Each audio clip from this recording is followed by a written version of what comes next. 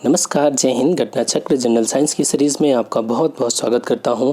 दोस्तों, इस वीडियो में हम बात करेंगे डाइजेशन सिस्टम के बारे में। मैं आपको सीधे घटना चक्र पे ना ले चल करके इन स्लाइड्स के माध्यम से पहले डाइजेशन सिस्टम को समझाने की कोशिश करूंगा और आप खुद अनुभव करेंगे कि वहाँ पर सीधे चलने से बेहतर था कि हम इन स्लाइड्स के माध्यम से पहले पढ़ें, क्योंकि चीज़ों को वहाँ पर उतने व्यवस्थित ढंग से नहीं दिया गया है।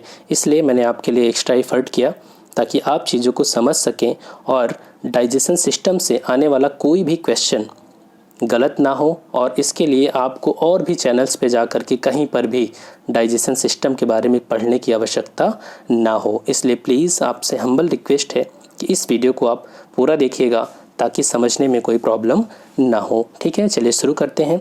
सबसे पहली चीज़ हम जानेंगे कि पाचन क्या है। डाइजेशन हमें पढ़ना है, डाइजेशन सिस्टम।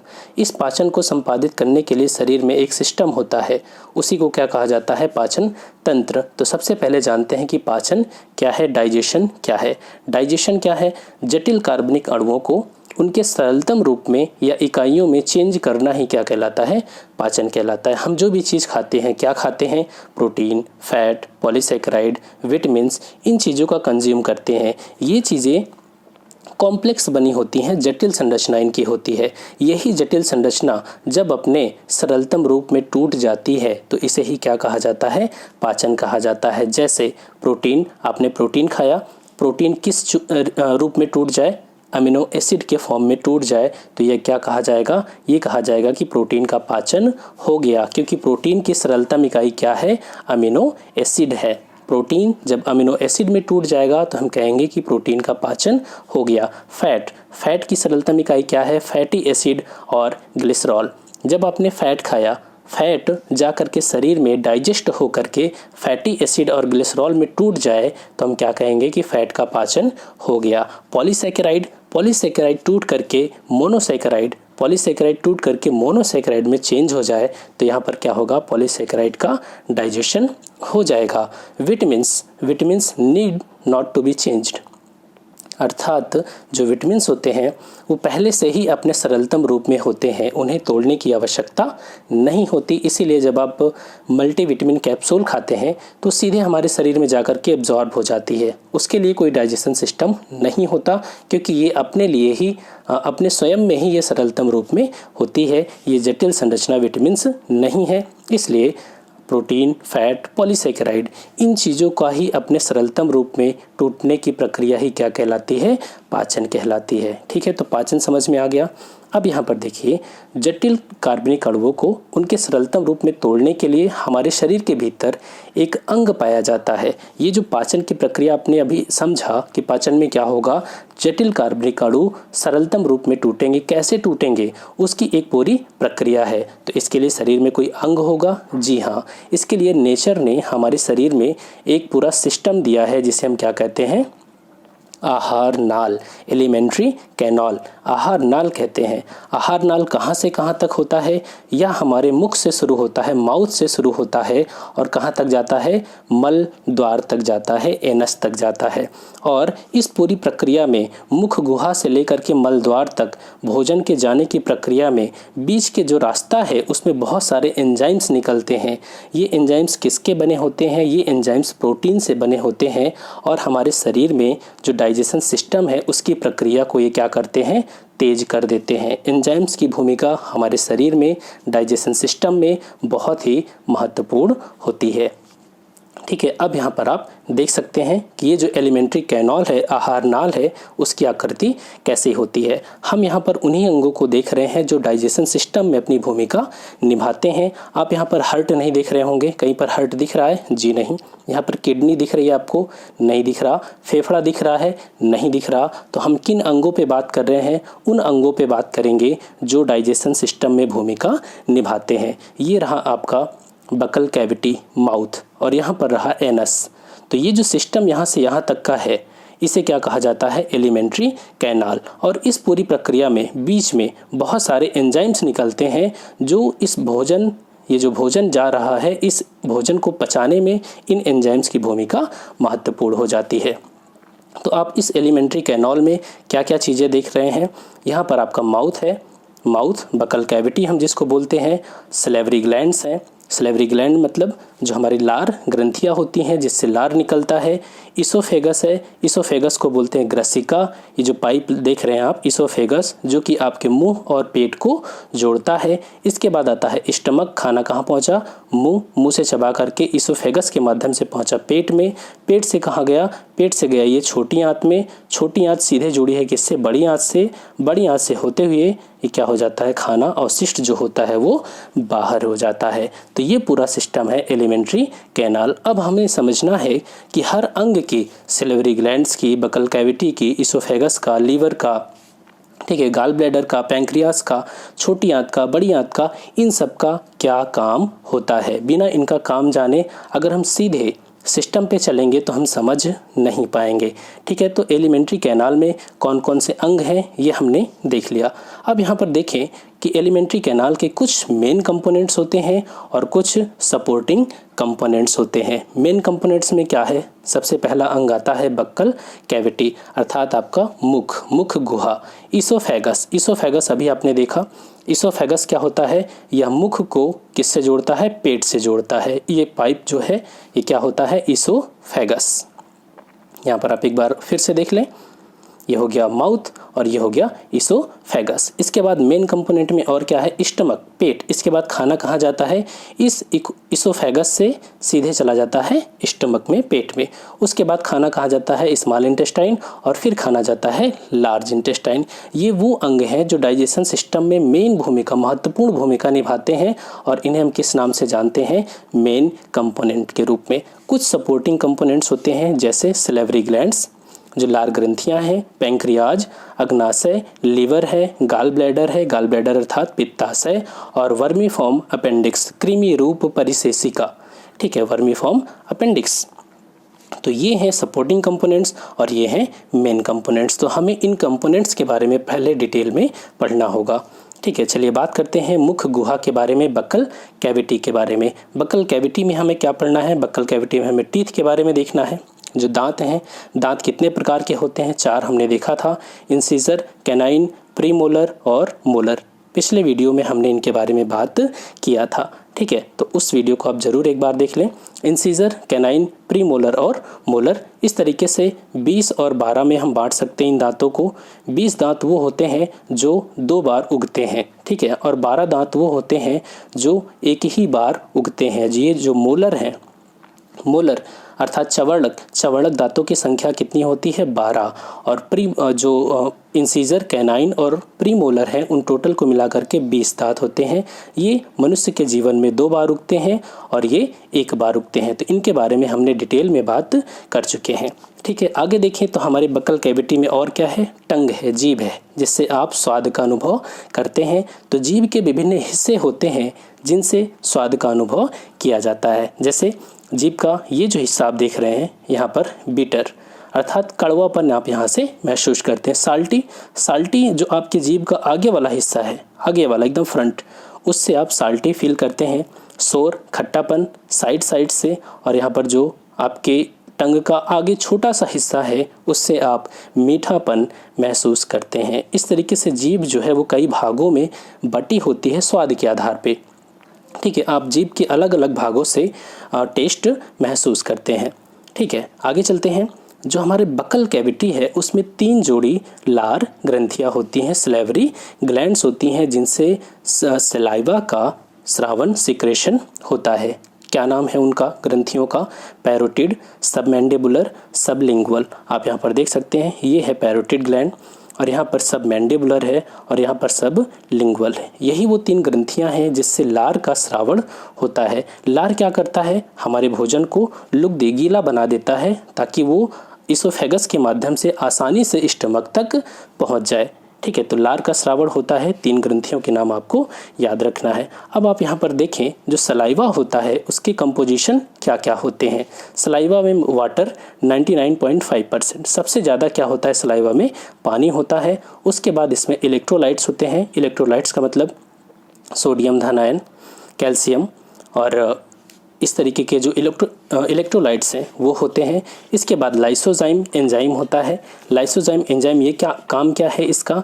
यह भोजन में उपस्थित जीवाणुओं को नष्ट कर देता है। भोजन में उपस्थित जीवाणुओं को नष्ट करता है। और सैलिवरी एमाइलेज सबसे इम्पॉर्टेंट है आपके लिए, सैलिवरी एमाइलेज, इसे हम एक अन्य नाम से भी जानते हैं, टाइलिन। इसे हम टाइलिन के नाम से भी जानते हैं। और सैलिवरी एमाइलेज या टाइलिन का काम क्या होता है, यह स्टार्च के पाचन में सहायक है। अब समझिएगा, अगर हमारे सलाइवा में टाइलिन नामक एंजाइम है और स्टार्च का पाचन ये करता है, तो इसका मतलब है कि हमारे मुख से ही पाचन कहाँ से शुरू हो जाता है, हमारे बक्कल कैविटी अर्थात मुख गुहा से ही पाचन शुरू हो जाता है। और यह पाचन किसका होता है, तो स्टार्च या कार्बोहाइड्रेट का होता है। या पाचन कौन शुरू करता है, टाइलिन करता है। जैसे आपने रोटी खाया, रोटी को जब तक आप चबा रहे हैं, रोटी का 30% हिस्सा डाइजेस्ट हो चुका होता है। ठीक है, आप याद रखिएगा, स्टार्च का 30% हिस्सा बक्कल कैविटी या मुख गुहा में टाइलिन के माध्यम से ही डाइजेस्ट हो जाता है। बाकी जो 70% बचा है, वो 70% जा करके छोटी आंत स्मॉल इंटेस्टाइन में डाइजेस्ट होता है। क्लियर हो गया। तो ये हमने देखा कंपोजिशन ऑफ सलाइवा। आगे चलें। इसके बाद बक्कल कैविटी के बाद कौन सा हिस्सा आता है, इसोफेगस। इसोफेगस को हिंदी में क्या बोलते हैं, ग्रसिका। ग्रसिका क्या है, यह एक लंबी पतली नलिका नुमा संरचना है जो मुख गुहा को अमाशय से जोड़ने का कार्य करती है। ये हमारा हो गया मुख गुहा और ये हमारा है स्टमक, अमाशय। अमाशय और मुख गुहा को जोड़ने का काम कौन करता है, इसोफेगस करता है। इसोफेगस के माध्यम से चबाया हुआ भोजन पेट में पहुंचता है। ठीक है, अब ध्यान से देखिएगा, ये जो ग्रसिका है, क्या इसमें पाचन संबंधी कोई ग्रंथियां हैं, जी नहीं। इसोफेगस में पाचन संबंधी कोई ग्रंथियां नहीं हैं, बस इसका काम होता है चबाए हुए भोजन को पेट तक पहुंचाना। इसीलिए इस पूरे भाग में, इस इसोफेगस में पाचन संबंधी कोई क्रिया नहीं होती, सिर्फ इसका काम होता है चबाए हुए भोजन को पेट तक पहुंचाना। क्लियर हो गया। चलिए आगे चलते हैं। इसोफेगस के बाद खाना कहाँ पहुँचता है, इसोफेगस के बाद खाना पहुँचा स्टमक में, पेट में पहुँचता है। पेट क्या है, यह एक थैलीनुमा और लोचदार संरचना है जो कि आहार नाल का, जो हमारा एलिमेंट्री कैनाल है, उसका सबसे विस्तृत भाग होता है। स्टमक को हम 3 भागों में बांट सकते हैं, कार्डिया, फंडस और पाइलोरस। कार्डिया, फंडस और पाइलोरस। यहाँ पर आप देखेंगे फंडस मिलेगा, यहाँ पर इस हिस्से को कार्डिया और यहाँ पर इस हिस्से को पाइलोरस। ठीक है, तो इसको मुख्यतः 3 भागों में बांट सकते हैं। और ये जो पेट आप देख रहे हैं, स्टमक, इसके जो आंतरिक भाग है, आंतरिक दीवारों पर जठर ग्रंथियां पाई जाती हैं, गैस्ट्रिक ग्लैंड पाई जाती हैं। और इन गैस्ट्रिक ग्लैंड से जठर रस का स्रावण होता है, गैस्ट्रिक जूस का स्रावण होता है। ये गैस्ट्रिक जूस डाइजेशन में महत्वपूर्ण भूमिका निभाता है। अब कंपोजिशन ऑफ गैस्ट्रिक जूस, इसको देखें तो गैस्ट्रिक जूस में सबसे ज़्यादा क्या मिलेगा आपको, वाटर मिलेगा। और यहाँ पर एक एंजाइम मिलेगा पेप्सिनोजेन, लेकिन ये पेप्सिनोजेन इनएक्टिव है, निष्क्रिय है, सक्रिय नहीं है। गैस्ट्रिक जूस में और क्या क्या होता है, वाटर, इनएक्टिव एंजाइम पेप्सिनोजेन और हाइड्रोक्लोरिक एसिड होता है। रेनिन एंजाइम होता है जो कि 8 साल तक ही निकलता है, जो बच्चे होते हैं। अगर कहीं पर एज आपको डिफ़र करता है, अलग मिलता है, तो उसके लिए परेशान बिल्कुल मत हो। ठीक है, तो जो गैस्ट्रिक जूस होता है उसमें वाटर, इनएक्टिव एंजाइम पेप्सिनोजेन और हाइड्रोक्लोरिक एसिड होता है। अब सवाल ये उठता है कि जो पेप्सिनोजेन है, अगर वो इनएक्टिव है तो फिर वो पाचन कैसे करेगा, क्योंकि ये तो निष्क्रिय है। तो इस पेप्सिनोजेन को एक्टिव होने के लिए अम्लीय माध्यम चाहिए होता है। कौन सा माध्यम, अम्लीय माध्यम। और ये अम्लीय माध्यम कौन प्रोवाइड करता है, हाइड्रोक्लोरिक एसिड, क्योंकि ये एसिड है। तो ये अम्लीय माध्यम प्रोवाइड कर देता है पेट में, और यही पेप्सिनोजेन एंजाइम क्या हो जाता है, एक्टिव हो जाता है। और एक्टिव होने के बाद इसका नाम क्या हो जाता है, पेप्सिन, ओजन हट जाता है। ठीक है, तो ये बन गया पेप्सिन। और पेप्सिन किसका पाचन करेगा, प्रोटीन का पाचन शुरू कर देगा। तो आपको समझ में आ गया कि गैस्ट्रिक जूस, जो हमारा पेट है उसमें गैस्ट्रिक जूस निकलता है। गैस्ट्रिक जूस में एक एंजाइम होता है जिसका नाम है पेप्सिनोजेन। यह पेप्सिनोजेन इनएक्टिव होता है, इसको एक्टिव होने के लिए अम्लीय माध्यम चाहिए होता है।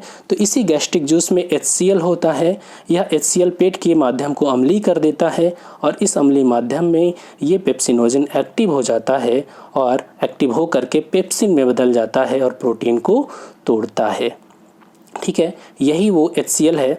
जब आप कभी कभी नाश्ता नहीं करते हैं और या फिर HCl ज़्यादा निकल जाता है तो आपको एसिडिटी होने लगती है। ठीक है, तो यही पेट में HCl जो कि गैस्ट्रिक जूस में होता है। ठीक है, आगे चलें। चलिए, अब खाना पेट में पहुंचा। पेट से कहाँ जाएगा? खाना पेट से जाएगा स्मॉल इंटेस्टाइन में, छोटी आंत में। तो आप ये जो देख रहे हैं ये हो गया आपका पेट। पेट से ये खाना छोटी आंत में गया और छोटी आंत यहाँ पर जुड़ी है बड़ी आंत से। ठीक है, तो अब यहाँ पर देखें छोटी आंत, यह पतली और अत्यधिक कुंडलित संरचना है, बहुत मुड़ी हुई है संरचना इसकी। और इसकी लंबाई कितनी होती है? लगभग 20 फुट तक होती है, जो कि वैरी करती है, चेंज करती है। कुछ लोगों में छोटी हो सकती है, कुछ लोगों में बड़ी हो सकती है। इसके 3 भाग होते हैं। जो स्मॉल इंटेस्टाइन है उसके 3 भाग होते हैं, ड्यूडेनम, जेजुनम, इलियम। ड्यूडेनम को क्या बोलते हैं? ग्रहणी। जेजुनम को क्या बोलते हैं? मध्य आंत्र। और इलियम को क्या बोलते हैं? शेषांत्र। ठीक है, अब यहाँ पर देखें कि ये जो स्टमक है, पेट है, पेट से जो भाग जुड़ा हुआ है छोटी आंत का, ये जो आप हिस्सा देख रहे हैं लगभग 25 सेंटीमीटर का हिस्सा, ये हिस्सा कहलाता है ग्रहणी। ग्रहणी का मतलब उस जो भोजन ऊपर से आया है उसको ग्रहण कर रहा है। ठीक है, तो पेट से जो भोजन निकल के आ रहा है छोटी आंत में, उस हिस्से को क्या बोलेंगे? ग्रहणी। उसके बाद आता है ड्यूडेनम के बाद, इसे ड्यूडेनम भी बोल सकते हैं। ड्यूडेनम के बाद आता है जेजुनम, जो बीच का हिस्सा बचा उसे क्या बोलते हैं? जेजुनम। और उसके बाद सबसे लास्ट में हिस्से को बोलते हैं इलियम। इलियम कहाँ जुड़ा होता है? इलियम जुड़ा होता है बड़ी आंत से जुड़ा होता है। ठीक है, ये बड़ी आंत आप देख रहे हैं। ये बड़ी आंत आखिर किससे जुड़ी है? छोटी आंत से जुड़ी है। तो जो छोटी आंत का वह हिस्सा जो बड़ी आंत से जुड़ा होता है उसे क्या बोलते हैं? इलियम।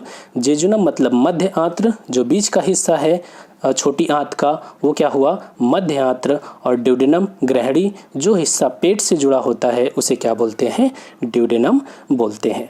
ठीक है, आगे चलते हैं। अब यहाँ पर देखें जो छोटी आंत है, छोटी आंत की जो आंतरिक दीवारें हैं उन पर कई ग्रंथियाँ पाई जाती हैं। इन्हें हम क्या कहते हैं? इंटेस्टाइनल ग्लैंड्स कहते हैं, आंतरिक ग्रंथियाँ कहते हैं। इनसे इंटेस्टाइनल जूस का श्रावण होता है, इंटेस्टाइनल जूस। और इस जूस में बहुत ढेर सारे एंजाइम होते हैं और ये एंजाइम ऐसे होते हैं जिसमें भोजन को पचाने की पूरी क्षमता होती है। इसीलिए आप देखेंगे कि हमारा जो पूरा भोजन होता है वो कहाँ पचता है? पूरा कंप्लीटली डाइजेस्ट होता है जाकर के छोटी आंत में।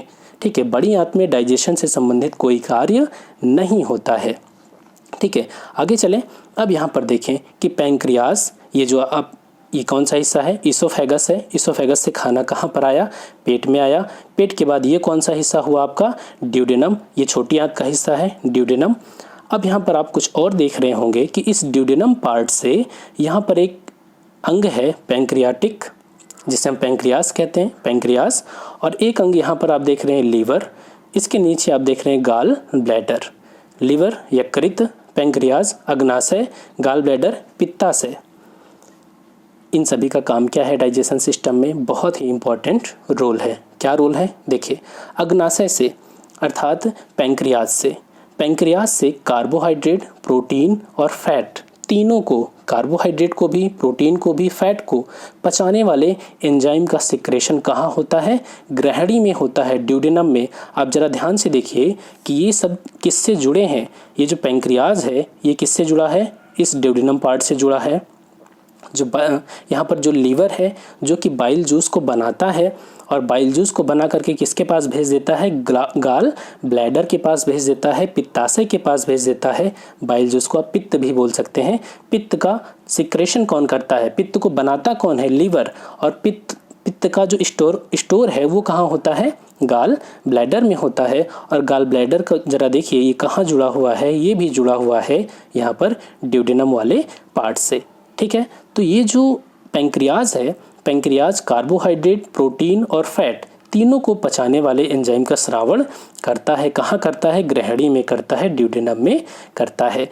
तो इस रस को क्या बोलेंगे? Pancreatic juice. क्योंकि ये पैंक्रियाज से निकलता है तो इसका नाम क्या हुआ? Pancreatic juice. अभी यहाँ हमने देखा था कि इंटेस्टाइन से निकलने वाले जूस को क्या बोलते हैं? Intestinal juice.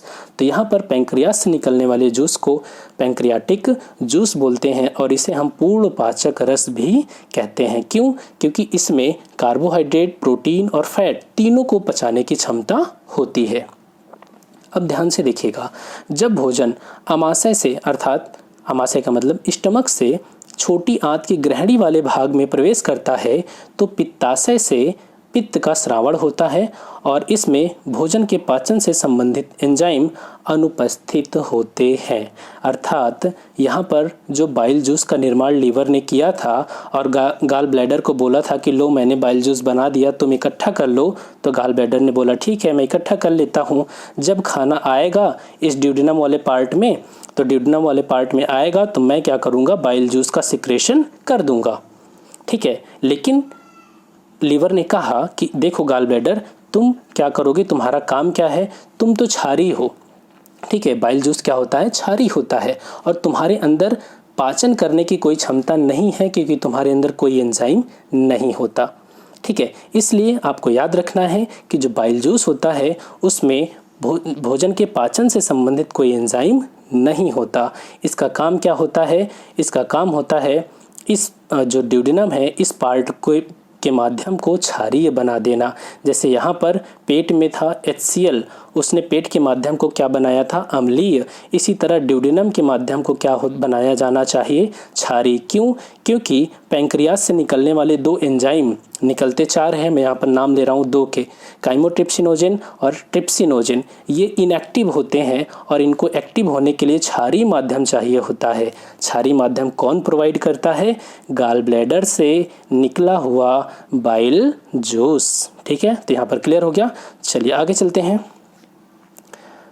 Structure of large intestine.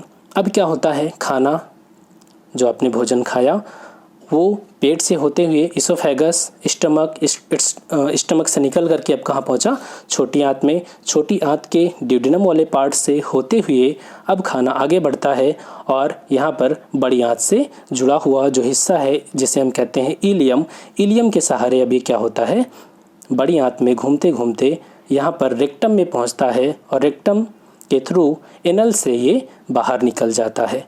तो ज़रा देखते हैं लार्ज इंटेस्टाइन में क्या क्या होता है। यह एक चौड़ी ट्यूब नुमा संरचना होती है जो छोटी आंत से काफ़ी छोटी, जो छोटी आंत से, यहाँ पर आँख लिखा है, छोटी आंत से काफ़ी छोटी लेकिन अधिक चौड़ी होती है। इसका जो लंबाई होती है वो छोटी आंत से काफ़ी छोटी है लेकिन चौड़ी अधिक होती है। इसके भी तीन भाग होते हैं। कौन कौन से तीन भाग, सीकम, कॉलन और रेक्टम। सीकम, कॉलन और रेक्टम। सीकम क्या होता है, तो छोटी आंत का वह हिस्सा जहाँ पर ये बड़ी आंत से जुड़ा होता है। छोटी आंत जहाँ पर बड़ी आंत से जुड़ी होती है तो वह हिस्सा क्या कहलाता है, बड़ी आंत का वह हिस्सा सीकम कहलाता है। और इसी सीकम से आप देख रहे होंगे कि अपेंडिक्स जुड़ी होती है। ये अपेंडिक्स है, अब ये वेस्टिजियल ऑर्गन है, अवशेषी अंग है, इसका कोई रोल नहीं है। ठीक है, और इसमें कुछ सिम्बायोटिक बैक्टीरिया पाए जाते हैं जो कि पाचन से संबंधित कार्य करते हैं। अब यहाँ पर देखें कि सीकम, कॉलोन और रेक्टम ये लार्ज इंटेस्टाइन के हिस्से हैं। सीकम को हिंदी में क्या बोलते हैं, अंध नाल बोलते हैं। यह छोटी आंत के शेषांत्र अर्थात इलियम से जुड़ा होता है और इसी से ही वर्मीफॉर्म अपेंडिक्स भी जुड़ा होता है। ठीक है, कॉलोन में सिम्बायोटिक बैक्टीरिया पाए जाते हैं। ठीक है, कॉलन में सिम्बायोटिक बैक्टीरिया भी देखने को मिलते हैं। ये जो पूरा हिस्सा आप देख रहे हैं इसे क्या बोलते हैं, कॉलन बोलते हैं। और कॉलन कई तीन टाइप के मुख्यतः होते हैं, असेंडिंग कॉलन, और यहाँ पर देख रहे होंगे ट्रांसवर्स कॉलन, और यहाँ पर देख रहे होंगे डिसेंडिंग कॉलन। ठीक है, तो ये कॉलन हो गया। और नीचे क्या होता है, रेक्टम, मलाशय, जहाँ पर पचा हुआ या अध पचा हुआ भोजन एकत्रित होता है। अब आपको याद रखना है कि बड़ी आंत में पाचन संबंधी कोई भी कार्य संपन्न नहीं होता। याद रखना है, बड़ी आंत में पाचन संबंधी कोई कार्य संपन्न नहीं होता, बल्कि इसका कार्य होता है पचे या अधपचे भोजन को शरीर से बाहर करना और जल का अधिकतम और शोषण सुनिश्चित करना। और शोषण है, ठीक है, यहाँ पर थोड़ा मिसप्रिंट हो गया, जल का अधिकतम एब्जॉर्प्शन और शोषण सुनिश्चित करना होता है। बड़ी आंत में पाचन संबंधी कोई भी कार्य नहीं होता, यह सिर्फ सुनिश्चित करता है कि जो पचा हुआ अधपचा या भोजन है वो बाहर हो जाए और जल का अधिक से अधिक एब्जॉर्प्शन हो जाए और शोषण हो जाए। इसीलिए जब किसी भी व्यक्ति को लूज मोशन होता है तो उसकी बड़ी आंत में स्वेलिंग आ जाती है या इन्फेक्शन हो जाता है। और ये बड़ी आंत क्या करती है, जल को एब्जॉर्ब नहीं कर पाती। इसीलिए वह व्यक्ति कुछ भी खाता है, कुछ भी पीता है तो क्या होता है, तुरंत वो पानी के रूप में बाहर हो जाता है, क्योंकि ये बड़ी आंत उस पानी को रोक नहीं पाती। और पानी को एब्जॉर्ब करने का काम किसका है, लार्ज इंटेस्टाइन का है। ठीक है, आगे चलते हैं। अब हम समझेंगे अभी तक हमने क्या देखा। अभी तक हमने सभी अंगों के बारे में देखा, बक्कल कैविटी, इसोफेगस, इसोफेगस के बाद स्टमक, फिर स्मॉल इंटेस्टाइन और फिर लार्ज इंटेस्टाइन। अब हम समझेंगे कि प्रोसेस ऑफ डाइजेशन कैसे होता है, डाइजेशन की प्रक्रिया क्या कहलाती है। फिर से चलेंगे बक्कल कैविटी। बक्कल कैविटी अर्थात मुख गुहा।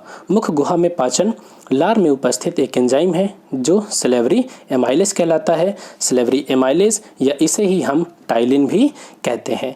ये स्टार्च को क्या करता है, स्टार्च एक पॉलीसेकेराइड है, स्टार्च को माल्टोस में बदल देता है, स्टार्च को माल्टोस में बदल देता है। अब ध्यान दीजिएगा, मैंने आपको बताया था कि जो 30% स्टार्च है वही चेंज होता है माल्टोस में। ठीक है, बाकी जो 70% स्टार्च है वो छोटी आंत में आकर के डाइजेस्ट होता है। तो डाइजेशन की प्रक्रिया बक्कल कैविटी से शुरू होती है और बक्कल कैविटी में किसका पाचन होता है, स्टार्च या कार्बोहाइड्रेट का पाचन शुरू हो जाता है टाइलिन नामक एंजाइम के माध्यम से। आगे चलें, डाइजेशन इन स्टमक। चूँकि इसोफेगस में हमने देखा था कि अगर ये बक्कल कैविटी है और ये स्टमक है तो इनको दोनों को जोड़ने का कार्य कौन कर रहा है, इसोफेगस अर्थात ग्रसिका।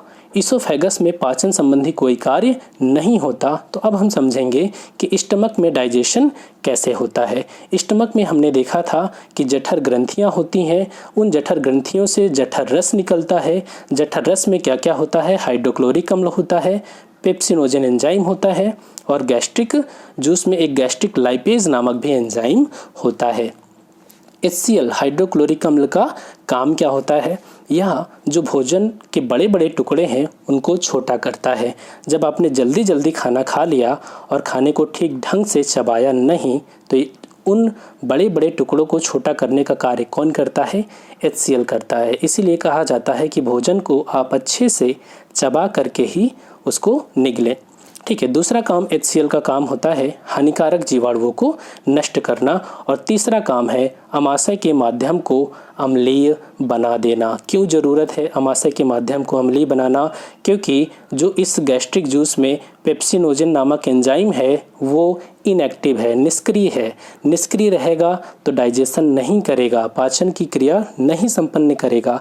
इसलिए इस HCl ने क्या किया, पेप्सिनोजन को जो पेट है पेट के माध्यम को अम्लीय बना दिया, जिससे पेप्सिनोजन एंजाइम एक्टिव हो गया और इसका नाम क्या हो जाता है तब, और ये पेप्सिन में बदल जाता है। पेप्सिनोजन क्या होता है, पेप्सिन में बदल जाता है और ये पेप्सिन क्या करता है, ऊपर से आने वाले प्रोटीन को प्रोटियोज और पेप्टोन्स में तोड़ देता है। अर्थात प्रोटीन का पाचन कहाँ से शुरू हुआ, स्टमक से प्रोटीन का पाचन शुरू हो गया। स्टार्च का पाचन कहाँ से शुरू हुआ था, स्टार्च का पाचन बक्कल कैविटी या मुख गुहा से ही शुरुआत हुआ था। अब यहाँ पर देखें, प्रोटीन दो भागों में बट गया, प्रोटियोज और पेप्टोन्स। प्रोटीन की सरलतम इकाई क्या है, अमीनो एसिड। अर्थात अभी प्रोटीन पूरा नहीं पचा है, अभी आगे जाकर के छोटी आंत में ये प्रोटियोज और पेप्टोन्स क्या होंगे, अमीनो एसिड में बदल जाएंगे। तो पेट में, स्टमक में क्या काम हुआ, स्टमक में प्रोटीन प्रोटियोज और पेप्टोन्स में टूट गया। इसके अलावा फैट जो होता है, फैट के पाचन से संबंधित एक इसमें एंजाइम होता है जिसे हम गैस्ट्रिक लाइपेज कहते हैं। गैस्ट्रिक जूस में ही गैस्ट्रिक लाइपेज नामक एक एंजाइम होता है जो कि फैट के पाचन से संबंधित होता है। लेकिन ये जो गैस्ट्रिक लाइपेज है इतना स्ट्रॉन्ग नहीं होता, बहुत स्ट्रॉन्ग नहीं होता, इसी की वजह से यह फैट को नहीं पचा पाता। ठीक है, ये फैट को तोड़ भी नहीं पाता। आगे चलते हैं तो आपको समझ में आ गया कि पेट में काम क्या होगा, सिर्फ और सिर्फ प्रोटीन क्या होता है, प्रोटीन प्रोटियोज और पेप्टोन्स में टूट जाता है। अभी जो आपने कार्बोहाइड्रेट खाया है और फैट है वो अभी सेम वैसा ही बना हुआ है। अब खाना क्या होगा, स्टमक से आगे चलेगा, आगे चल कर के कहाँ पहुँचेगा, देखिए स्टमक वाले पार्ट से ही, स्टमक से जब खाना बाहर निकलेगा तो छोटी आंत में पहुंचेगा। छोटी आंत के कौन से हिस्से में, छोटी आंत के ड्यूडेनम वाले पार्ट से मिलता है। लेकिन अब यहाँ पर समझिए, इस ड्यूडेनम वाले पार्ट से अभी हमने देखा था कि ड्यूडेनम वाले पार्ट से गाल ब्लैडर, लीवर और पैंक्रियास, ये तीनों भी जुड़े होते हैं। तो हमें जानना है कि लीवर और गाल ब्लैडर का काम क्या होता है। लीवर क्या करता है, बाइल जूस का संश्लेषण करके उसे गाल ब्लैडर में भेज देता है और गाल ब्लैडर उस बाइल जूस को, पित्त को स्टोर कर लेता है। अब जरा समझें कि बाइल जूस में क्या क्या होता है। वाटर 85%, म्यूकस एंड बाइलिरुबिन 3% होता है। यही बाइलिरुबिन है, जब किसी व्यक्ति के शरीर में इसकी मात्रा औसत से ज़्यादा हो जाती है तो उस व्यक्ति को जॉन्डिस हो जाता है, जिसे आप पीलिया कहते हैं। ठीक है, तो ये बाइलिरुबिन कहाँ पाया जाता है, बाइल जूस में पाया जाता है। Bile salt, HNO3, inorganic salt, ये सारी चीज़ें अवयव हैं किसके, बाइल जूस के। बाइल जूस क्या करता है, छोटी आंत के जो ड्यूडेनम वाला पार्ट है उसके माध्यम को क्षारीय बना देता है और फैट को छोटे छोटे ड्रॉपलेट्स में चेंज कर देता है। क्योंकि अभी जो फैट आ रहा था, स्टमक में फैट का कोई भी बाल बाका नहीं कर पाया, जो वहाँ पर गैस्ट्रिक लाइपेज था। अब फैट आगे बढ़ा, फैट आगे बढ़ करके ड्यूडेनम वाले पार्ट में पहुँचा, तो यहाँ पर जो गाल ब्लैडर है, गाल ब्लैडर ने बाइल जूस भेजा। बाइल जूस ने क्या किया, फैट के छोटे छोटे टुकड़ों में उसे चेंज कर दिया।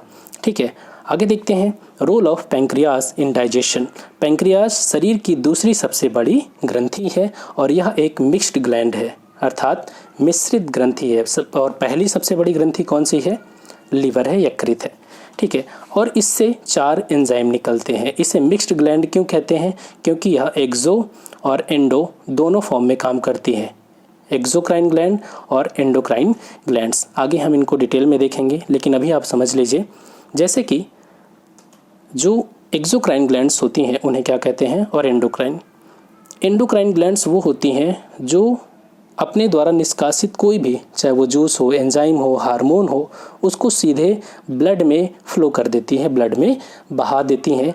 जैसे कि जो बहुत सारे हार्मोन आगे हम पढ़ेंगे ऐसे हैं जो सीधे हमारे ब्लड में मिक्स हो जाते हैं और वो पूरे शरीर पे उसका इम्पैक्ट देखने को मिलता है।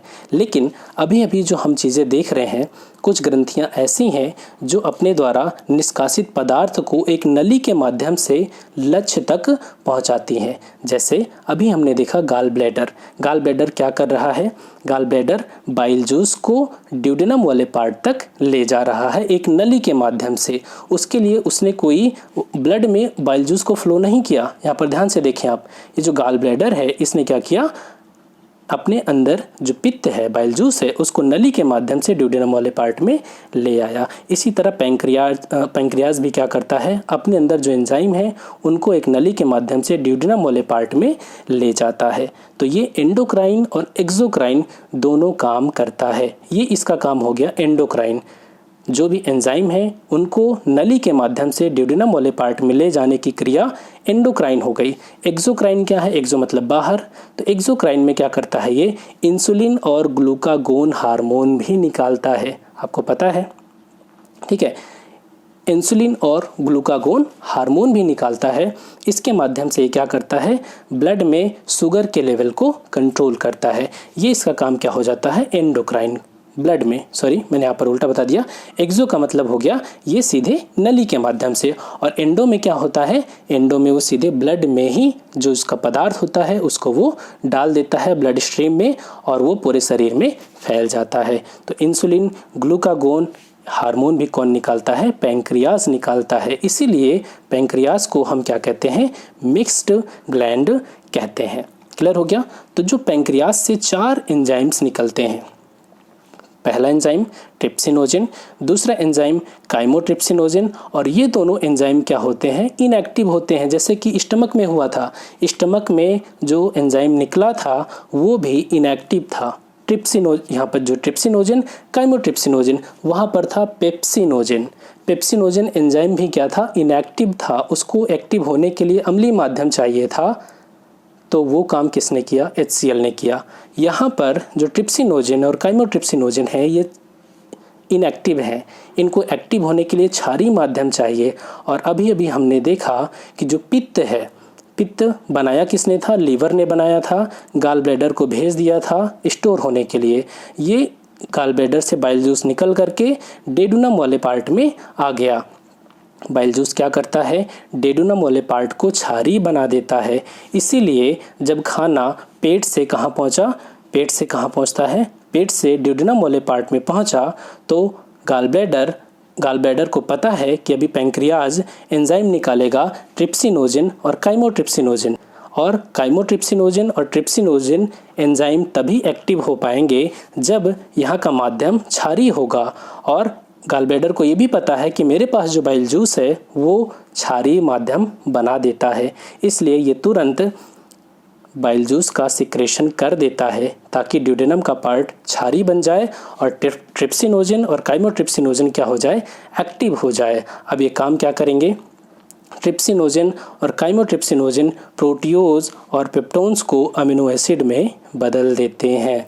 अभी जो हमने देखा था कि पेट में जो पेप्सिनोजन एंजाइम है वो पेप्सिन में बदल जाता है अम्लीय माध्यम पा करके, और प्रोटीन को प्रोटियोज में तोड़ देता है, प्रोटियोज और पेप्टोन्स में।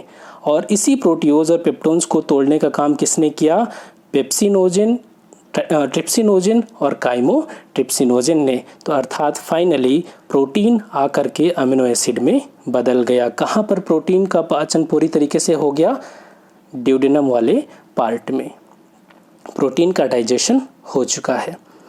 ये दो एंजाइम हमने देखा, पैंक्रियाज से निकलने वाले। तीसरा एंजाइम है पैंक्रियाटिक लाइपेज। यह फैट के पाचन से संबंधित है। यह फैट के ड्रॉपलेट्स को फैटी एसिड और ग्लिसरॉल में तोड़ देता है। ठीक है, हमने देखा था कि बाइल जूस क्या काम करता है, बाइल जूस फैट के जो बड़े बड़े बूंदे हैं उनको तोड़ करके छोटे छोटे ड्रॉपलेट्स में बदलता है, और पैंक्रियाटिक लाइपेज जो कि निकलता है पैंक्रियाज से, यह क्या काम करता है, यह उन बड़े बड़े बूंदों को फैटी एसिड और ग्लिसरॉल में तोड़ देता है। तो यहाँ पर फैट का भी पाचन हो गया।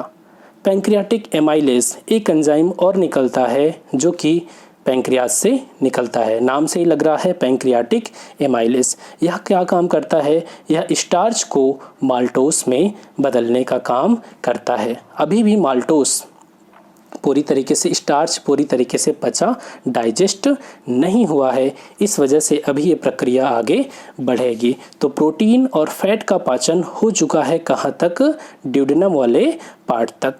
अब जो फैट होता है, स्टार्च होता है, वो आगे बढ़ेगा। ठीक है, अब यहाँ पर देखें, अब हम पहुँचेंगे ड्यूडेनम से जेजुनम वाले पार्ट में। जेजुनम वाले जो हमारा पार्ट है उसमें बहुत सारे इंटेस्टाइनल ग्लैंड्स होती हैं, आंतरीय ग्रंथियाँ होती है। छोटी आंत के अंदर दीवारों पर ग्लैंड्स होती हैं जिनसे इंटेस्टाइनल जूस निकलता है। इस इंटेस्टाइनल जूस में डाइसेकेराइड का पाचन करने वाले एंजाइम्स होते हैं, जैसे माल्टेज, लैक्टेज, सुक्रेस। ये क्या होते हैं, डाइसेकेराइड है। डाई मतलब दो, अभी भी ये अपने मोनोसेकेराइड में नहीं आ पाए हैं। तो अब हम क्या करेंगे, इनको तोड़ करके मोनोसेकेराइड में चेंज करेंगे ताकि स्टार्च का पाचन पूरी तरीके से हो जाए। तो जो माल्टोस है, माल्टोस को माल्टेस नामक एंजाइम किस में तोड़ देता है, ग्लूकोज और ग्लूकोज में। लैक्टोज को लैक्टेज नामक एंजाइम ग्लूकोज और गैलेक्टोज में तोड़ देता है। सुक्रोज नामक जो स्टार्च है उसको सुक्रेस नामक एंजाइम ग्लूकोज और फ्रैक्टोज में तोड़ देता है। और ये है डाइसेकेराइड और ये है मोनोसेकेराइड। ठीक है, तो यहाँ पर आप देख रहे हैं जो इंटेस्टाइनल ग्लैंड है, छोटी आंत की आंतरिक दीवारें हैं, वहाँ से निकलने वाले जूस में माल्टेज, लैक्टेज, सुक्रेज, ये एंजाइम्स जो हैं इनका पाचन कर देते हैं पूरी तरीके से, और इनको तोड़ करके ग्लूकोज और ग्लूकोज, जो माल्टोस है, माल्टोस को तोड़ करके ग्लूकोज और ग्लूकोज, लैक्टोज को तोड़ करके ग्लूकोज और गैलेक्टोज, और सुक्रोज को तोड़ करके ग्लूकोज और फ्रैक्टोज। कई बार यहाँ से भी आपसे सवाल पूछा गया है। तो ये डाइसेकेराइड हुआ, यहाँ पर ये नहीं होना चाहिए। इस डाइसेकेराइड को तोड़ करके मोनोसेकेराइड में बदल दिया गया, अर्थात अब आकर के छोटी आंत में स्टार्च का भी पाचन हो गया है। ठीक है, अब यहाँ पर देखें, खाना पूरी तरीके से पच चुका है। अब पचे हुए भोजन का अवशोषण कैसे होगा, एब्जॉर्प्शन कैसे होगा, इसका भी एब्जॉर्प्शन कहाँ होता है, छोटी आंत में ही होता है। अमीनो एसिड और जो अमीनो एसिड हमारा होता है अर्थात प्रोटीन की सरलता में इकाई अमीनो एसिड, इसका अवशोषण ब्लड वेसल में होता है, जबकि जो फैटी एसिड और ग्लिसरॉल है उसका अवशोषण लिम्फ वेसल में होता है। हमारी छोटी आंत की दीवारें जो होती हैं उसमें ऐसे कुछ अंगुली नुमा प्रवर्ध पाए जाते हैं और इसमें वेसल्स होते हैं, इसमें वेसल्स पाए जाते हैं। वेसल्स, एक ब्लड वेसल्स होती है और दूसरा लिम्फ वेसल होती है। ब्लड वेसल में अमीनो एसिड का एब्जॉर्प्शन हो जाता है और जो फैटी एसिड ग्लिसरॉल है उसका अवशोषण हो जाता है लिम्फ वेसल में। इस तरीके से खाना छोटी आंत में आकर के पूरी तरीके से डाइजेस्ट हो जाता है। अब बड़ी आंत का काम होता है जो खाना पच गया है पूरी तरीके से या अधपचा है उसे इस सीकम के माध्यम से ऊपर और यहाँ पर ले जा कर के एनस के माध्यम से बाहर निकाल देना होता है। अब अगर इसको मैं शॉर्ट में आपको बताऊं कि कैसे ये पूरी प्रक्रिया संपन्न हुई तो आप इसको समझ सकते हैं।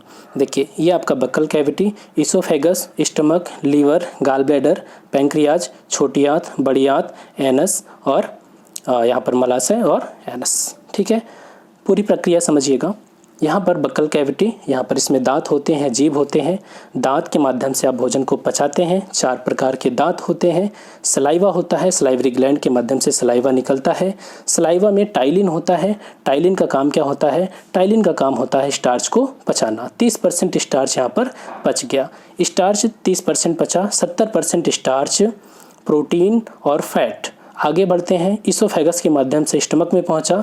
स्टमक में गैस्ट्रिक ग्लैंड्स होती हैं। गैस्ट्रिक ग्लैंड्स में गैस्ट्रिक जूस निकलता है। गैस्ट्रिक जूस में एक एंजाइम होता है पेप्सिनोजेन और HCl नामक एक पदार्थ भी होता है। HCl क्या करता है? स्टमक के माध्यम को अम्लीय बना देता है और पेप्सिनोजेन नामक एंजाइम एक्टिव हो जाता है और उसका नाम पेप्सिन हो जाता है। ये पेप्सिन क्या काम करता है? पेप्सिन प्रोटीन को प्रोटियोज और पेप्टोन्स में तोड़ देता है। प्रोटियोज और पेप्टोन्स और फैट आगे बढ़ते हैं, कार्बोहाइड्रेट भी आगे बढ़ता है। अब ये कहाँ पर पहुँचेगा खाना? खाना पहुँचता है ड्यूडेनम वाले पार्ट में। ड्यूडेनम से लीवर और गाल ब्लैडर और पैंक्रियाज जुड़े हुए हैं। पैंक्रियाज क्या काम करता है? 4 एंजाइम निकालता है। गाल ब्लैडर का क्या काम करता है? पित्ताशय का श्रावण करता है। इस पित्ताशय ने जो ड्यूडेनम वाला पार्ट है उसके माध्यम को क्षारीय बना दिया, जिसने इस क्षारीय माध्यम ने पैंक्रियाज से निकलने वाले काइमोट्रिप्सिनोजेन और ट्रिप्सिनोजेन एंजाइम को एक्टिव कर दिया और प्रोटियोज और पेप्टोन्स को इन दोनों एंजाइम्स ने तोड़ करके किस में बदल दिया? अमीनो एसिड में बदल दिया। और बाइल जूस ने क्या किया? बाइल जूस ने जो ड्यूडेनम वाला पार्ट है उसके माध्यम को अम्लीय तो बनाया ही, साथ में फैट के बड़े बड़े ड्रॉपलेट्स को छोटे छोटे ड्रॉपलेट्स में तोड़ दिया और अब फैट आगे बढ़ता है, प्रोटीन पच चुका है। ठीक है, यहाँ पर हमने देखा ट्रिप्सिनोजेन ने प्रोटीन को अमीनो एसिड में तोड़ दिया, प्रोटीन का पाचन हो गया। आगे बढ़ते हैं, जो छोटी आंत है, छोटी आंत की आंतरिक दीवारें हैं उसमें इंटेस्टाइनल ग्लैंड्स होती हैं। इंटेस्टाइनल ग्लैंड से इंटेस्टाइनल जूस निकलता है। उस जूस में माल्टेज, सुक्रेज और लैक्टेज नामक एंजाइम होते हैं, जो कि ये एंजाइम मोनोसेकेराइड को डाइसेकेराइड में बदलने का काम करते हैं। ठीक है, माल्टेज नामक एंजाइम माल्टोज को ग्लूकोज और ग्लूकोज में बदल देता है। लैक्टोज को ग्लूकोज और गैलेक्टोज में बदलने का काम लैक्टेज करता है और सुक्रेज नामक एंजाइम सुक्रोज को ग्लूकोज और फ्रैक्टोज में चेंज कर देता है। इस तरीके से जो डाइसेकेराइड है वो भी चेंज होकर के मोनोसेकेराइड में बदल जाता है। तो इस तरीके से हमने देखा ये है पूरी पाचन की प्रक्रिया और छोटी आंत में खाना एब्जॉर्ब हो जाता है। जो डाइजेस्ट आइटम्स हैं, जो अनडाइजेस्ट हैं, उनको बड़ी आंत एनस के माध्यम से बाहर निकाल देता है। ठीक है, तो ये हमने समझा पूरी प्रक्रिया। इस तरीके से ये पूरी एक प्रक्रिया थी डाइजेशन सिस्टम के बारे में। अब हम चलेंगे घटना चक्र की ओर। ठीक है, चलिए शुरू करते हैं। इसमें क्या क्या चीज़ें दी गई हैं अब देखिएगा। आपको जो चीज़ें मैंने बताई हैं, कोई भी चीज़ ऐसी नहीं होगी जो चीज़ घटना चक्र में ना मिले। ठीक है, आपको लगेगा कि हाँ मैंने सारी चीज़ तो पढ़ ली है। विभिन्न भौतिक और रासायनिक क्रियाओं और एंजाइम्स की सहायता से भोज्य पदार्थों को छोटे घुलनशील अणुओं में बदलना ही क्या कहलाता है? डाइजेशन कहलाता है। और ये पूरी प्रक्रिया क्या कहलाती है? Digestion system. इसके लिए हमारे शरीर में एक एलिमेंट्री कैनाल होता है, आहार नाल होता है। इसके कुछ मुख्य अंग होते हैं और इसके कुछ सहायक अंग भी होते हैं। मनुष्य के जो आहार नाल है उसकी टोटल लंबाई कितनी होती है? 10 से 14 मीटर, अर्थात बक्कल कैविटी से एनस तक की पूरी लंबाई कितनी होती है? 10 से 14 मीटर होती है। क्योंकि यहाँ पर जो छोटी आंत है उसकी लंबाई बहुत ज़्यादा हो गई ना, इसलिए पूरा 10 से 14 मीटर पूरा आकार हो गया। बक्कल कैविटी, ग्रास नली, आमाशय, छोटी आंत, बड़ी आंत, ये एलिमेंट्री कैनाल के प्रमुख भाग हैं। अब यहाँ पर देखिए लार, सलाइवा। सलाइवा का माद क्या होता है? हल्का अम्लीय होता है। पीएच मान कितना होता है? 6.8 होता है। हमने देखा था कि सलाइवा में 99.5% क्या होता है? जल होता है और हर प्रत्येक व्यक्ति लगभग 1 से 1.5 लीटर तक लार का स्राव प्रतिदिन करता है। लार क्या करता है? भोजन को गीला कर देता है, उसके लुगदी बनाने में सहायक होता है, जिससे उसे आसानी से निगला जा सके। और लार में ही टाइलिन नामक एंजाइम होता है जो स्टार्च को शर्करा में तोड़ने का काम करता है। ठीक है, तो 30% स्टार्च कहाँ पच गया? आपके बक्कल कैविटी में ही पच गया। अब आगे देखें एमाइलेस। एमाइलेस नामक एंजाइम का स्राव लार ग्रंथियों से ही सैलिवरी एमाइलेज, ठीक है, सलाइवा से बना सैलिवरी एमाइलेज। सैलिवरी एमाइलेज नामक एंजाइम का स्राव भी लार ग्रंथियों से होता है। लार ग्रंथियों तथा पैंक्रियाज, एक पैंक्रियाटिक एमाइलेज भी था। ठीक है, 2 टाइप के एमाइलेज एंजाइम होते हैं, एक सैलिवरी एमाइलेज, दूसरा पैंक्रियाटिक एमाइलेज। ये क्या काम करते हैं? यह स्टार्च को माल्टोस में बदलने का काम करते हैं। ठीक है, स्टार्च किस में बदला? माल्टोस में। और फिर माल्टोस किस में टूटेगा? माल्टोस को अभी जाकर के माल्टेज नामक एंजाइम फिर से उसे मोनोसैकेराइड में तोड़ने का काम करता है। ठीक है, जो कि टूटेगा ग्लूकोज और ग्लूकोज में, क्योंकि माल्टोज किस में टूटता है? ग्लूकोज और ग्लूकोज में। लीवर मानव शरीर की सबसे बड़ी ग्रंथि है।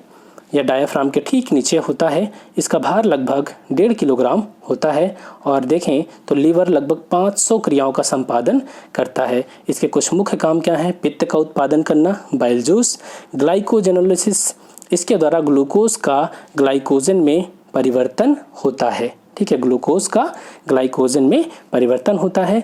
रक्त प्लाज्मा, ब्लड प्लाज्मा के कुछ प्रोटीनों का उत्पादन, रक्त में अमीनो एसिड का नियमन, अमोनिया को यूरिया में परिवर्तित करने का काम किसका होता है? अमोनिया को यूरिया में परिवर्तित करने का काम लीवर का ही होता है। ठीक है, आगे चलें। पित्त, पित्त क्षारीय होता है। इसका पीएच मान कितना होता है? 7.6 से 8.6 होता है। और इसका भंडार कहाँ पर होता है? पित्ताशय में। बनाया किसने था? लीवर ने बनाया था और गॉल ब्लैडर को भेज दिया था स्टोर होने के लिए। ठीक है, आगे चलते हैं। लिपिड्स के पाचन में लाइपेज नामक एंजाइम की महत्वपूर्ण भूमिका होती है। अब यहाँ पर एक चीज़ देख लीजिए कि पित्त में कोई भी एंजाइम नहीं होता। हमने बताया था कि लीवर ने बोला था पित्त को कि तुम्हारा काम है सिर्फ जो डिडनम पार्ट है उसको अम्लीय कर देना और वसा के बड़े बड़े टुकड़ों को छोटे छोटे टुकड़ों में तोड़ देना। ठीक है, इसी को हम इमल्सिफिकेशन भी बोलते हैं। और बाइल जूस का कोई काम नहीं होता, इसीलिए इसमें डाइजेशन से संबंधित कोई एंजाइम नहीं होता। इस वजह से सीधे पाचन में इसका कोई रोल नहीं होता, लेकिन यह ड्यूडेनम के पार्ट को क्षारीय बना देता है, जिससे पैंक्रियाज से निकलने वाले 2 एंजाइम काइमोट्रिप्सिनोजेन और ट्रिप्सिनोजेन एक्टिव हो जाते हैं और वो प्रोटियोज और पेप्टोन्स को अमीनो एसिड में तोड़ देते हैं। आगे चलें। लिपिड्स, लिपिड्स का मतलब फैट। फैट के पाचन में लाइपेज नामक एंजाइम की महत्वपूर्ण भूमिका होती है। लाइपेज कौन? Pancreatic lipase. इसी पैंक्रियाटिक लाइपेज ने फैट को फैटी एसिड और ग्लिसरॉल में तोड़ दिया था, वसी अम्ल और मोनोग्लिसराइड में तोड़ा था। पेप्सिन, ट्रिप्सिन, काइमोट्रिप्सिन नामक एंजाइम प्रोटीन के पाचन में सहायक होते हैं। ये पेप्सिनोजेन कहाँ था? यह था गैस्ट्रिक जूस में। गैस्ट्रिक जूस में पेप्सिनोजेन और साथ में HCl था। HCl ने क्या किया? पेप्सिनोजेन को एक्टिव कर दिया, तब वो क्या हो जाता है? पेप्सिन। ट्रिप्सिनोजेन, काइमोट्रिप्सिनोजेन ये कहाँ थे? ये पैंक्रियाज से निकले थे। पैंक्रियाज और साथ में बाइल जूस ने क्या किया? इनको एक्टिव कर दिया, तो ट्रिप्सिनोजेन और काइमोट्रिप्सिनोजेन किस में बदल गया? ट्रिप्सिन और काइमोट्रिप्सिन में बदल गया। इनका काम क्या होता है? प्रोटीन का पाचन करना होता है। पेप्सिन ने क्या किया था? पेप्सिन ने प्रोटीन को प्रोटियोज और पेप्टोन्स में तोड़ा था और ट्रिप्सिन और काइमोट्रिप्सिन ने क्या किया, उस प्रोटियोज और पेप्टोन्स को अमीनो एसिड में तोड़ दिया। ठीक है, आगे चलें। पेंक्रियास शरीर की दूसरी सबसे बड़ी ग्रंथि है, एक मिक्स्ड ग्लैंड है, बता दिया था। Endocrine, exocrine.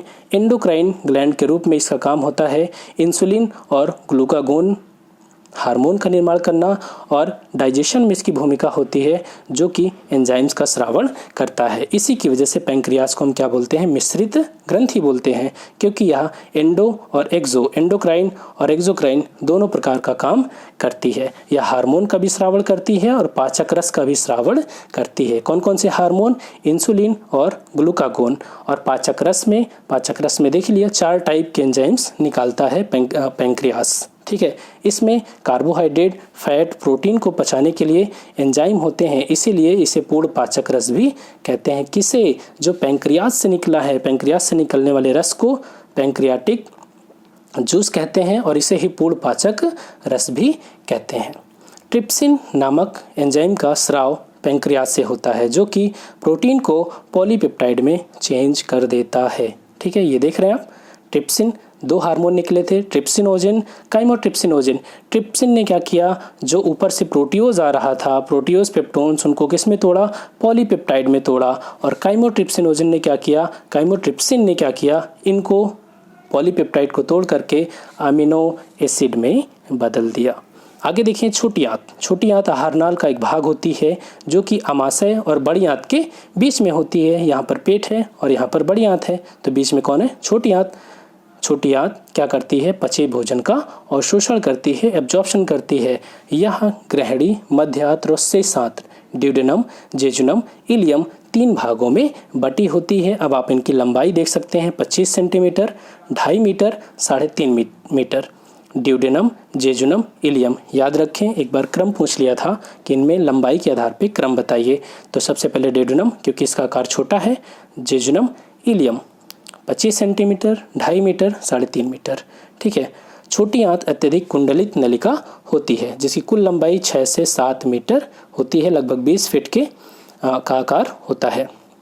और बड़ी आंत जो होता है वो सीकम, कोलन और रेक्टम में विभाजित होता है। बड़ी आंत को 3 भागों में बांटते हैं। सारी चीज़ें हमने देख लिया है। वर्मीफॉर्म अपेंडिक्स, जो बड़ी आंत का सीकम हिस्सा है, उसी से कृमि रूप परिशेषिका जुड़ी होती है, अपेंडिक्स जुड़ा होता है, लगभग 4 इंच की होती है। इसका आकार वर्म, एक कीड़े की तरह होता है, इसी वजह से इसका नाम वर्मीफॉर्म अपेंडिक्स है और यह सीकम से जुड़ा होता है। एंजाइम मूलतः प्रोटीन से बने होते हैं, हम बात कर चुके हैं, जो कि बायो उत्प्रेरक का काम करते हैं। डाइजेशन सिस्टम, जो जैव रासायनिक प्रक्रिया है, उसको ये उसकी गति को बढ़ा देते हैं। ठीक है, ताकि डाइजेशन सिस्टम जल्दी हो जाए। जाइमेज नामक एंजाइम ग्लूकोज को एथेनॉल में चेंज करता है, जाइमेज। ठीक है, तो ये हमने देखा घटना चक्र भी। इसमें आपको कुछ भी नया नहीं मिला होगा, जो चीज़ें हम देख चुके हैं उन्हीं चीज़ों को यहाँ पर दिया गया है। लेकिन बात थी सिर्फ सीक्वेंस की। अगर हमने क्रम से देख लिया, चीज़ों को समझ लिया, तो इसको पढ़ने में कोई दिक्कत नहीं हुई। अगर हम सीधे यहीं पर आते तो शायद उतनी बेहतर तरीके से मैं आपको समझा नहीं पाता। अब चलते हैं क्वेश्चन की ओर। मानव शरीर में पाचन का अधिकांश भाग किस अंग में संपन्न होता है? तो हमने देखा था पाचन का अधिकांश हिस्सा कहाँ होता है, छोटी आंत में। छोटी आंत के भी कौन से हिस्से में, ड्यूडेनम वाले पार्ट में। ठीक है, ड्यूडेनम में ही क्या बचा था, फैट बचा था। प्रोटीन और फैट का डाइजेशन कहाँ हुआ था कंप्लीटली, छोटी आंत के ड्यूडेनम वाले पार्ट में। ड्यूडेनम से थोड़ा सा आगे बढ़ेंगे तो जो जेजुनम वाला हिस्सा, जेजुनम और इलियम है, यहाँ पर कार्बोहाइड्रेट का पाचन पूरी तरीके से हुआ था। लार निम्न में से किसके पाचन में सहयोग करती है? लार में जो टाइलिन नामक एंजाइम है वो स्टार्च को पचाने में मदद करता है। आगे देखिए, एंजाइम क्या होता है? एंजाइम प्रोटीन से बना होता है और यह बायो उत्प्रेरक है, जो जैव रासायनिक प्रक्रिया को तेज कर देते हैं। एंजाइम मूलतः क्या होते हैं, प्रोटीन होते हैं। प्रोटीन के पाचन में सहायक एंजाइम कौन सा है? Urease, सल्फेटेज, protease? जी नहीं, ट्रिप्सिन है, ट्रिप्सिन।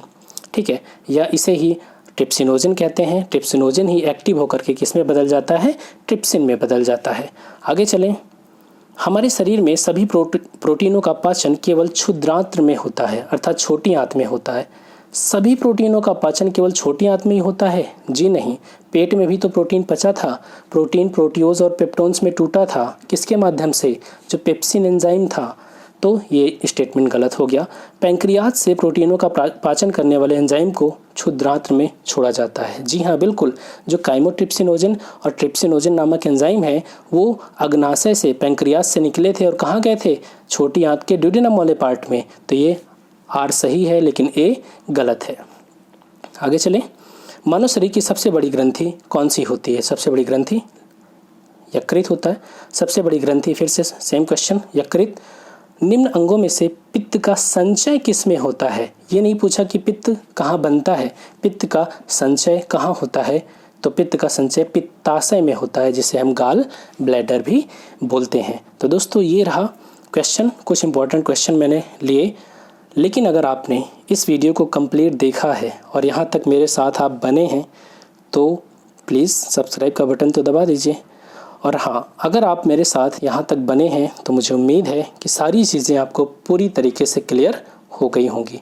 अगर नहीं क्लियर है तो प्लीज़ एक बार इस वीडियो को और देखिएगा, फिर आपको कोई किताब, कोई और वीडियो डाइजेशन सिस्टम से रिलेटेड पढ़ने की ज़रूरत नहीं होगी। और मैं कमेंट सेक्शन में आपके कमेंट्स का वेट करूँगा, ठीक है। और प्लीज़ वीडियो को शेयर करना ना भूलें। मिलते हैं नेक्स्ट वीडियो में। Thanks for watching, keep smiling.